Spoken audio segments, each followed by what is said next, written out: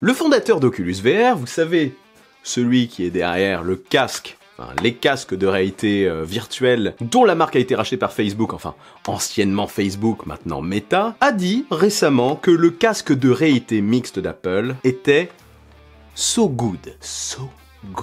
Ming-Chi Kuo, qui lui nous disait que le casque de réalité mixte d'Apple ne devait pas être présenté en juin, et que je contredisais au passage dans une précédente vidéo sur le sujet, change désormais son fusil d'épaule et dit que Apple est bien préparé pour l'annonce du 5 juin. Et selon des sources de MacRumors, le casque d'Apple dépasserait de très loin les capacités des casques concurrents. Si on rajoute à ça qu'Apple a déposé RxOS en Nouvelle-Zélande très récemment, bon, je trouve encore une fois que RealityOS sonnerait beaucoup mieux, surtout que si le casque s'appelle Apple Reality Pro, mais bon, peut-être que cet OS est destiné à plusieurs produits, peut-être au casque et plus tard aux lunettes, qui porteraient un autre nom, donc ils ont peut-être choisi autre chose. Mais bon, RealityOS, ça sonne quand même mieux, surtout quand on voit que pour l'iPad, ils ont appelé ça iPadOS, pour le Mac c'est macOS, pour Apple TV c'est tvOS, pour l'Apple Watch c'est watchOS. RealityOS me paraissait être plus cohérent. On verra, hein. On verra ça, très vite d'ailleurs. Bref, on dirait bien qu'on y est. Salutations! Oh, j'en connais un qui doit jubiler en ce moment et qui doit être aussi à la fois très stressé, hein. N'est-ce pas, Tim? Un peu, mon neveu, on va tout dézinguer le 5 juin. Prépare tes popcorn, bro. Ça va déchirer sa mère. Ah oui, à ce point quand même. Oui, à ce point. Point S. Je vous le dis à chaque fois, ouais, je vous le répète à chaque fois, surtout ces derniers temps, ça fait depuis 2017 que je vous parle de cette technologie, et le fait que ça arrive très probablement prochainement, eh bien ça me fait super plaisir, j'ai extrêmement hâte. Je crois à mort dans cette technologie. Les sujets de vidéo d'ailleurs commencent à fuser de plus en plus dans ma tête, avant même d'avoir ce produit en main. S'il est bien annoncé, quand je l'aurai en main, hein, parce qu'il va y avoir des stocks très réduits, d'ici la fin de l'année je l'espère, eh bien je vais vous décortiquer tout ça, croyez-moi, bien comme il faut. Alors, abonnez-vous si ce n'est pas encore fait, si vous voulez suivre cette technologie. Donc petit rappel express, pour ceux qui n'ont pas suivi, on parle d'un casque de réalité mixte, c'est-à-dire un casque capable de passer d'un mode VR, réalité virtuelle, au mode AR, réalité augmentée. La réalité virtuelle, c'est le fait d'être dans un monde 100% virtuel, c'est-à-dire que les écrans en face de vos yeux ne vont générer que du virtuel, alors que la réalité augmentée consiste à mettre du virtuel dans notre environnement réel. Il y aurait une petite molette d'ailleurs pour switcher d'un mode à l'autre. Alors comment ça marcherait? Avec ses nombreux capteurs et caméras à l'avant, l'Apple Reality scannerait notre environnement et serait capable de nous le présenter de manière vidéo à travers des écrans 4K situés derrière des lentilles situées devant nos yeux. Et nos chers petits scanners lidar feraient comme le font actuellement les iPhone Pro et les iPad Pro avec leurs scanners lidar aussi. Eh bien, ça permettrait de pouvoir positionner, en prenant en compte notre environnement, des tables, etc., des objets virtuels dessus, sur le mur, sur le bureau, etc. Enfin, de les prendre en compte. Par contre, le produit est attendu pour être super haut de gamme. Le nom qui a fuité, c'est Apple Reality Pro, donc pas pour tout le monde dans sa première version. On s'attend à un tarif très élevé, 3000 $ ou plus, donc imaginez en euros, ça va piquer, mais ça peut se justifier quand même, j'en parle après. Donc comme je le disais, il y aurait une batterie de capteur à l'avant, je me suis un petit peu perdu en route.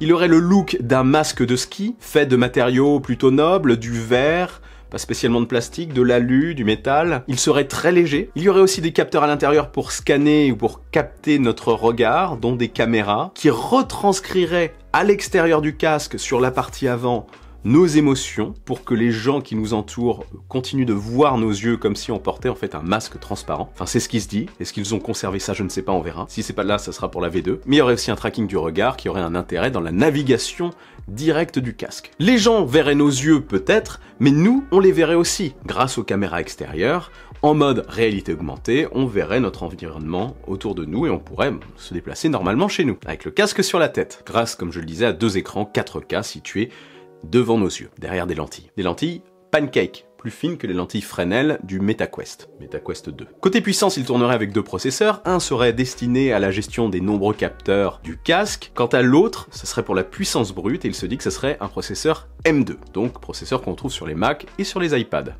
Pro et Air. La batterie, avec une autonomie de 2 heures, oui je sais ce n'est pas beaucoup, mais en général les autonomies pour les casques ne sont pas très élevées, eh bien cette batterie serait déportée. Ça rendrait le casque beaucoup plus léger, et ça permettrait aussi de switcher de batterie en cours de route, pour améliorer l'autonomie, pour travailler plus longtemps. En gros, la batterie serait reliée avec un câble MagSafe au casque, et on pourrait interchanger nos batteries quand on le souhaite. C'est une idée qui paraît étrange, mais qui a quand même pas mal d'avantages, notamment en cas d'usure de batterie, eh bien on pourra changer manuellement sans avoir besoin de démonter le casque, de faire appel à un professionnel pour ça. Donc oui, ça serait relié avec un câble MagSafe, histoire que si le câble se prend dans un meuble ou qu'on le retire avec un geste, eh bien que ça ne fasse pas sauter la batterie, que ça ne tire pas au niveau du casque. Non, ça se détachera automatiquement. Je pense d'ailleurs que le MagSafe au niveau de la batterie plutôt qu'au niveau du casque serait mieux pensé pour avoir moins de chances de se le prendre dans la tête. Enfin bon, c'est juste mon idée. Le produit serait donc dévoilé, si on en croit toutes les rumeurs ultra insistantes de ces derniers temps, le 5 juin prochain lors de la WWDC 2023, avec donc une présentation de son OS et de toutes les capacités. Comme je l'ai dit avant, le prix annoncé serait de 3000 $ pour le modèle de base, donc plus encore en euros. C'est très cher, mais sachez que c'est un premier jet et que 2 versions sortirait d'ici 2025, une version toujours Pro et probablement une version moins chère, une version R, plus accessible. Apple Reality R, je trouve que ça sonne bien. Mais du coup, comment Apple va présenter ce produit? Comment justifier un tel tarif? Déjà par la technologie embarquée. Ce serait une technologie plus avancée que ce qui se fait chez les concurrents. Et les concurrents proposent des casques qui avoisinent déjà les 1500, 1600 €. Mais aussi parce que ce produit pourrait permettre tout simplement de remplacer un iPad et un Mac. Pourrait permettre de générer des écrans, des widgets, de faire tourner plein d'applications, et donc d'être notre produit central. Il se dit d'ailleurs qu'il ferait tourner les applications iPad.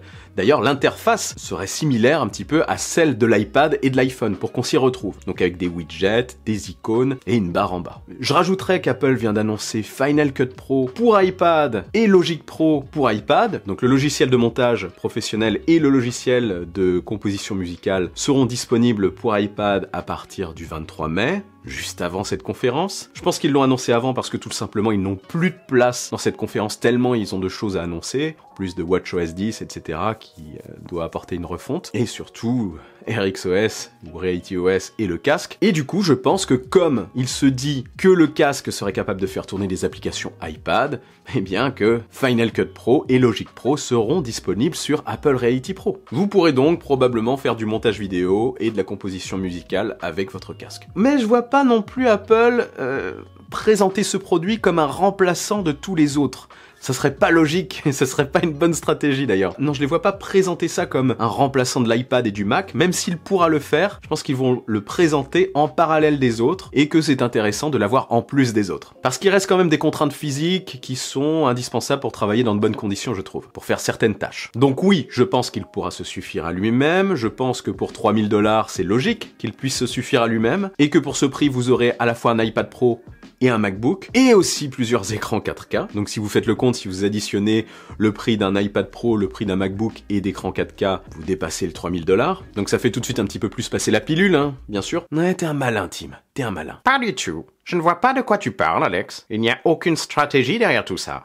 Mais comme je le disais, oui, Apple a quand même intérêt à vendre d'autres produits en parallèle, d'autres produits de bureau ou nomades en plus. C'est là qu'arrive la rumeur toute chaude de l'iPad Pro ou l'iPad Ultra de 14 pouces avec un processeur M2 ou M3 Pro pour cette fin d'année ou pour 2024, plus 2024 apparemment. Comme un MacBook Pro donc, plus de puissance. Je pense que ça peut permettre un combo avec un but précis, permettre d'avoir un nouveau binôme, un binôme capable de remplacer le binôme Mac-iPad. En gros, avoir Apple Reality Pro et notre iPad Ultra de 14 pouces. L'iPad apporterait tout simplement la partie physique, le clavier pour travailler plus confortablement par exemple, le pencil pour le détourage, la retouche photo ou même pour le montage vidéo pour se déplacer dans la timeline, pour faire de la retouche photo pour Photoshop, etc. Et le casque, lui, générerait des éléments d'interface virtuelle autour, peut-être plus accessibles, plus agréables. Ça permettrait d'outrepasser la limite des 14 pouces de l'écran et de générer différents écrans, par exemple la vidéo qu'on est en train de monter, le résultat du dessin qu'on est en train de faire en énorme, etc. En plus, bien sûr, d'interaction AR. Ça ferait un combo super intéressant qui permettrait de faire switcher totalement la stratégie d'Apple vers ce mode AR, tactile, nomade. L'iPad se rapproche toujours un peu plus des Mac, et ça coïncide parfaitement avec l'arrivée potentielle de ce casque. Donc pour moi, on arrive vers une nouvelle phase qui ouvrira un petit peu plus le champ des possibles et des combos. des choix, des combinaisons, des produits Apple. L'iPhone sera toujours vendu et totalement détecté, je pense, par le casque, comme les AirPods avec leur son spatial, qui sont déjà prêts pour le casque. Et l'Apple Watch pourra apporter d'autres informations, des informations de mouvement, des informations de santé. Il se dit qu'il y aurait aussi une application de méditation en AR ou en VR. Peut-être que couplé à l'Apple Watch, ça permettrait d'avoir des informations sur la respiration. Bref, il y a plein de possibilités, ça va être une véritable dinguerie. On part sur des années de mise à jour de produits et de logiciels, on n'est qu'au début, ça va aller très loin parce que la réalité augmentée n'est pas limitée par le cadre d'un écran. Elle évolue tout simplement dans un environnement 3D, dans notre environnement réel. Donc les possibilités sont infinies. Ça aboutira aussi à terme, à mon avis, à l'arrivée de lunettes de réalité augmentée, quand la technologie sera suffisamment mûre. En plus, ils auront déjà l'expérience avec le casque. Un produit qui, contrairement au casque, qui se veut être plutôt domestique, pas destiné à être utilisé à l'extérieur, sera lui une sorte de substitut des produits nomades qu'on utilise actuellement, nos chers petits smartphones. Vous aurez le choix entre les deux, et peut-être qu'un jour, il y aura plus que ça. Donc oui, les prochaines années vont être